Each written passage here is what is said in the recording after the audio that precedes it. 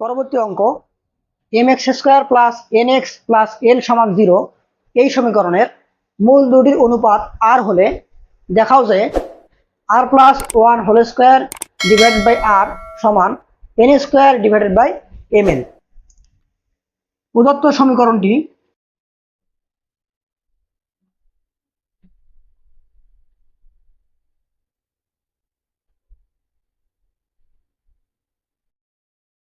mx² plus nx plus l ধরি ইহার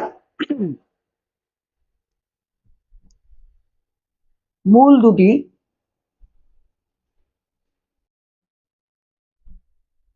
alpha কমা beta. এখন মূল ও সহগের সম্পর্ক হতে পাই মূল ও সহগের সম্পর্ক হতে পাই মূল দুটির যোগফল আলফা প্লাস বিটা সমান মাইনাস বি বাই এ, তাহলে মাইনাস এন বাই এম এবং আলফা বিটা সমান সি বাই এ।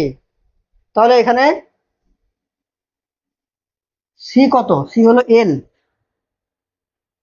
বাই এ হলো এম। তো আমাদের বলছে মূল দুটির অনুপাত আর, তাহলে প্রশ্নানুযায়ী প্রশ্ন মতে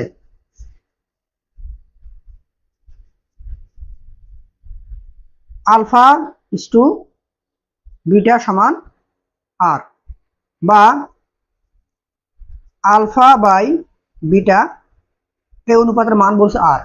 তাহলে এখন আমাদের প্রমাণ করতে হবে যে বাম পক্ষ সমান ডান পক্ষ। আমরা প্রমাণ শুরু করি যে এখানে বাম পক্ষ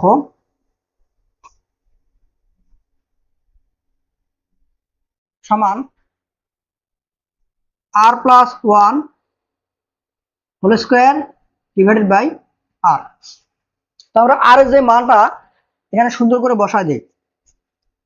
আর এর মান কত? Alpha by beta, alpha by beta plus 1 তারপরে স্কয়ার।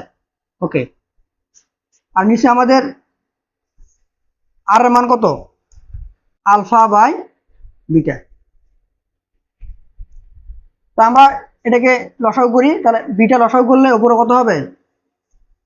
আলফা প্লাস বিটা, আর নিচে আমাদের বিটা তারপর স্কয়ার। ওকে, আর যদি এটা আমরা ভাগটাকে গুণ করে দেই তাহলে হবে বিটা বাই আলফা। এখন এই আলফা প্লাস বিটা এর মানটা আমরা বসাই দেব।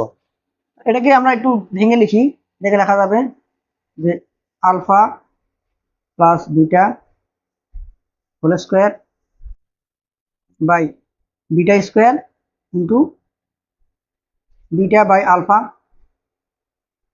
আলফা প্লাস বিটার মানটা বসা দেই minus N by M, minus N by M তারপর স্কয়ার।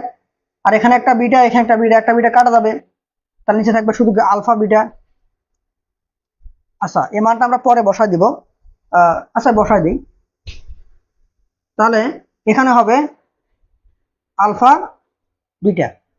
আমরা এটাকে আরেকটু ক্যালকুলেশন করি, তাহলে আমরা এখানে লিখতে পারি যে বা না, এখানে সমান দিতে হবে যে minus N by M square. আর এই যে আলফা বিটা এই মানটা আমরা এখন বসাই দিই। আলফা বিটার মান কত?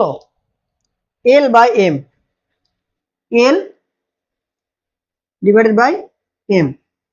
আমরা এখন এটাকে ক্যালকুলেশন করি, তাহলে এটাকে লেখা যাবে যে এন বাই এম বা N square by M square into M by L. আমরা গুণ দিয়ে দিলাম, গুণ দিলে ভাগটা কি হবে? উল্টে যাবে, উপর হবে এম নিচে হবে এল।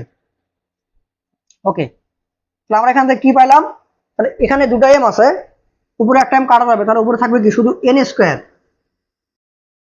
এন স্কোয়ার, আর নিচে কি থাকবে শুধু এম আর এল।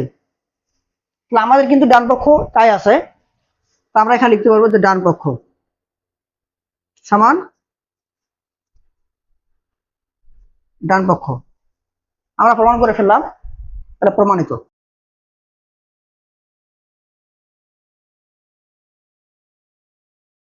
ধন্যবাদ সবাইকে।